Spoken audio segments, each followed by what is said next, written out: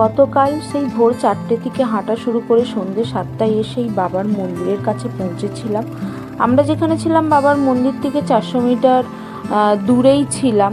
আর এই যে হেলিপ্যাডটা এখানে দেখাচ্ছে, এইটা মন্দির থেকে প্রায় 700 থেকে 750 মিটার দূরেই অবস্থিত। এই হেলিকপ্টারগুলো একটার পর একটা আসছে, তারপর সাথে সাথেই মানুষজন নামছে এবং উঠছে, সাথে সাথেই ছেড়ে চলে যাচ্ছে, যে দাঁড়িয়ে থাকে এরকম কিছু ব্যাপার না।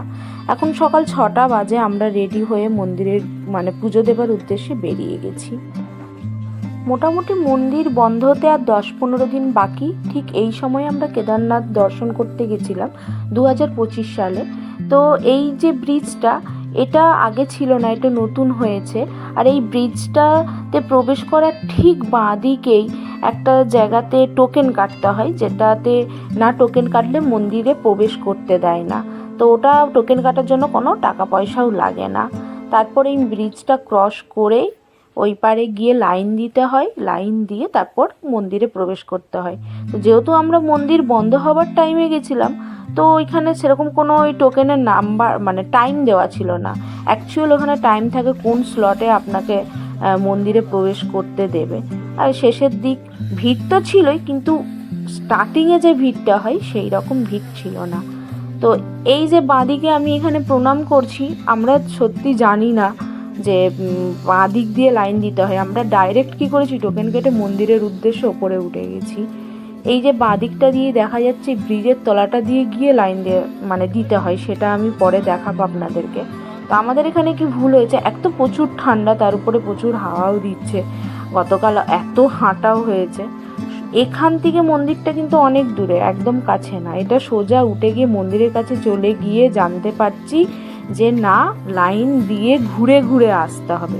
ফের আবার ফেরত এসেছি নিচে নেমে, দেন লাইন দিয়েছি। এখানে আমাদের অনেকটা টাইম চলে গেছে, যার জন্য যখনকে আমরা লাইনে দাঁড়িয়েছি তখন 7টা 7:30 বেজে গেছে। আর পুজো দিতেও যথারীতি দেরি হয়েছে। সকাল ভোর ভোর উঠে রেডি হয়ে যে ভাবলাম বাবাকে দর্শন খুব ভালোভাবেই করেছি, কিন্তু ওই যে স্পর্শ করাটা করতে পারিনি, কারণ মন্দিরের গেট বন্ধ হয়ে গেছিলো লাইনে দাঁড়িয়ে থাকতে থাকতে। আর এই যে দেখাই না ওম যে সাইনটা, এইটা এখানে আছে, খুব সুন্দর দেখতে। এখানে আসার পর অটোমেটিক চোখ দিয়ে জল বেরিয়ে যাবে, এত সুন্দর। এই যে দূরে দেখা যাচ্ছে বাবার মন্দির। ভোর থেকে লাইন দিলে কি হয়, এই যে দেখুন না, এগুলো কিন্তু বরফ গলা জল নিচেতে গড়িয়ে আসছে। হ্যাঁ, যেটা বলছিলাম, ভোর থেকে লাইন দিলে 12টার আগে অবধি বাবাকে দর্শন করে জল ঢেলে আপনি স্পর্শ করে পুজো দিতে পারবেন। 12টা থেকে 2টো অবধি গেট বন্ধ থাকে।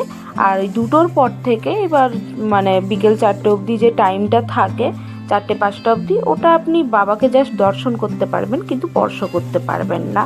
এটাই হয়েছে ব্যাপার। তো যারা খুব ভোর থেকে লাইন দিয়েছে, ভোর মিন্স ভোর না, রাত 2টো-2:30টার দিকে, তারাই গিয়ে ভালোভাবে কাছ থেকে স্পর্শ করে দর্শন করেছে। কিন্তু যারা 4টে থেকে 5টা থেকেও লাইন দিয়েছে, তখন ওই গেট বন্ধই হয়ে গেছে।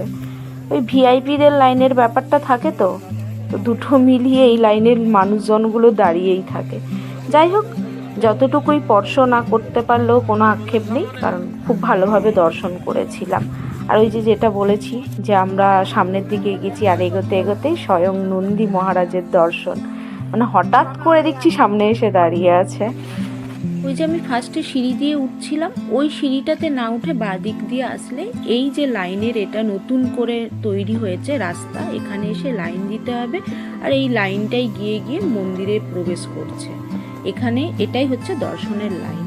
তো ভারতবর্ষের দ্বাদশ জ্যোতির্লিঙ্গের মধ্যে একটি হলো কেদারনাথ, সব থেকে দুর্গম, এবং উত্তরাখণ্ডের 4 ধামের মধ্যে একটি ধাম হলো বাবা কেদারনাথের ধাম, যার দর্শনের জন্য প্রত্যেক বছর গোটা ভারতবর্ষ তথা পুরো পৃথিবীর বিভিন্ন প্রান্ত থেকে কয়েক হাজার মানুষ এই 6 মাসে এখানে ভক্তের সমাগম ঘটে থাকে। আর আমরা তো সবাই জানি বাকি 6 মাস মন্দিরের কপাট বন্ধ থাকে, কারণ ওই 6 মাস পুরো বরফে ঢাকা থাকে। সেই জন্য আমরা কেদারনাথ ভ্রমণ করেছিলাম অক্টোবর মাসে আর 10-15 দিন বাকি, মানে মন্দির বন্ধ হতে বাকি ছিল, সেই সময় গেছিলাম। আর এই যে দেখছেন এটা গৌরীকুণ্ড থেকে জলটা আসছে, গৌরী মাতার মূর্তি। এখান থেকে আপনারা জল ভরে নিয়ে গিয়ে বাবার মাথায় ঢালতে পারবেন, কিন্তু ওই টাইম আছে জল ঢালার টাইমটা। এখানে আমার হাজব্যান্ড এসেছিল, আমি লাইনে দাঁড়িয়েছিলাম, ওরাও এসেছিলো ওই জলটা নিয়ে যেত, ওই জলটা নিয়ে গেছিলো, কিন্তু ওটা তো আর বাবার মাথায় ঢালতে পারি, ওটা বাড়িতে নিয়ে এসেছিলাম। ভারতের উত্তরাখণ্ডের গাড়োয়াল হিমালয়ের মন্দাকিনী নদীর তীরে দ্বাদশ জ্যোতির্লিঙ্গের মধ্যে একটি জ্যোতির্লিঙ্গ এই বাবা কেদারনাথের মন্দির। প্রতি বছর অক্ষয় তৃতীয়ার দিন উকি মঠ থেকে মন্দিরের বিগ্রহ এই মন্দিরে নিয়ে আসা হয় এবং তখন মন্দিরের দ্বার খোলা হয়। আবার ঠিক 6 মাস পর ভাতৃ তৃতীয়ার দিন মন্দিরের দ্বার বন্ধ করে উকি মঠে বিগ্রহ নিয়ে যাওয়া হয়।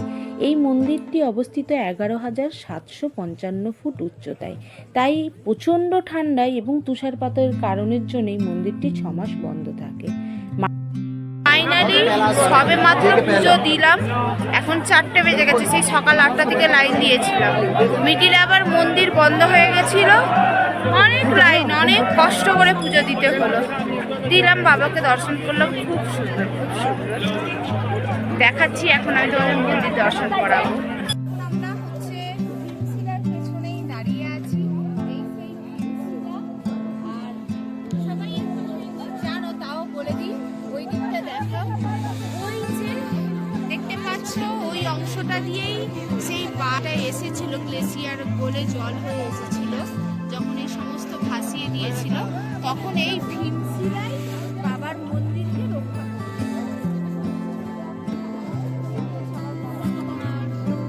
বলছে, পুজো দিচ্ছে। ঠান্ডা, অলরেডি ঠান্ডা লাগছে।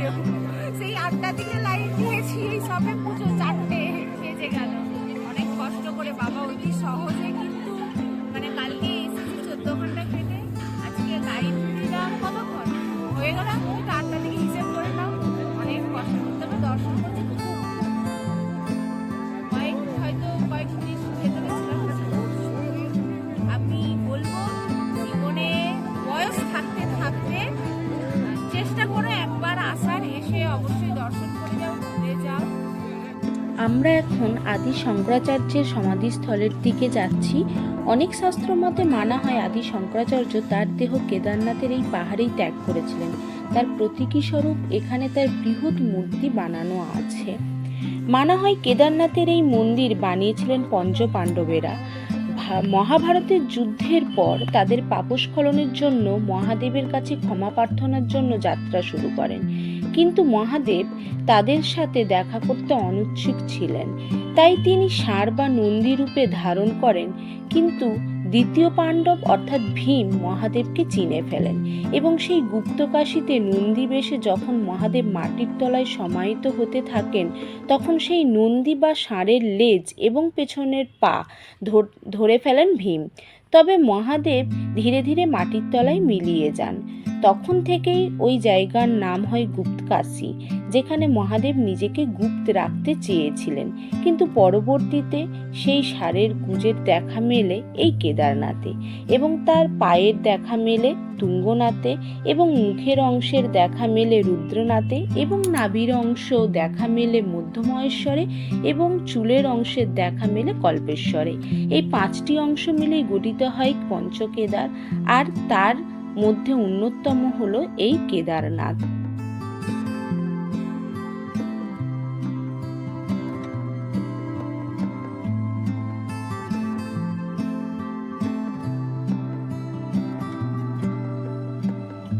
পাণ্ডবেরা এই পঞ্চকেদারের স্থাপন করে এই কেদারনাথে এসে যজ্ঞ করেন এবং সেখান থেকেই স্বর্গরোহিণী পথ বা স্বর্গ যাবার পথের সন্ধান পান।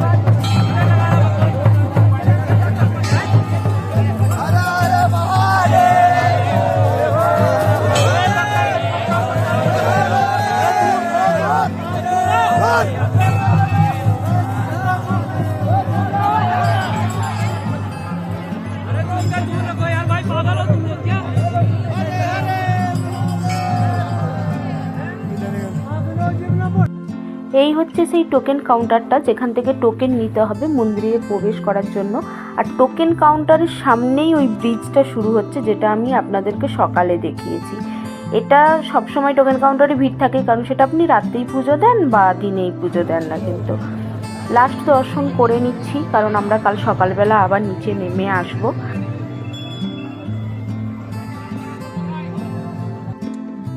গৌরীকুণ্ডে পৌঁছে গেছি 10:56-তে।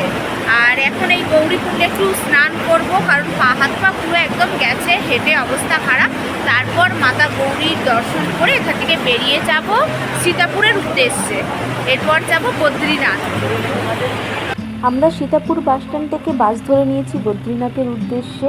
বাস ভাড়া পড়েছিল পার পার্সন 600 টাকা করে, আর কেদারনাথের টেন্টে যে ছিলাম ওটা আমাদের 800 টাকা করে পড়েছিল। তো দেখা হচ্ছে খুব শীঘ্রই নেক্সট ভিডিওতে। ততক্ষণ আপনারা ভালো থাকবেন, সুস্থ থাকবেন, আর ভিডিওটি ভালো লাগলে অবশ্যই লাইক, কমেন্ট, শেয়ার করতে ভুলবেন না। তো আজকের মতো এখানেই টাটা।